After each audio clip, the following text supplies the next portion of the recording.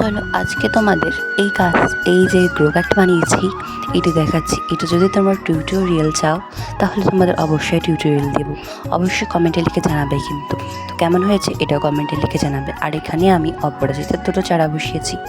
আর দেখো হলুদ জবা ফুলটা কিন্তু কোনো অংশে কম লাগছে না।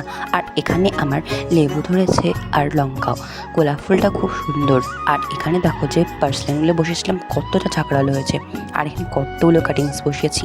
একটা কাটিংসের মধ্যে কিন্তু অলরেডি রুটসও চলে এসেছে, মাত্র কয়েকদিন হলো লাগিয়েছি।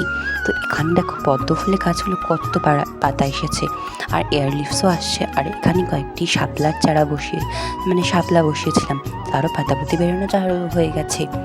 তো দেখো এখানেও আমার ডালিম গাছে অনেকগুলোই ফুল এসেছে।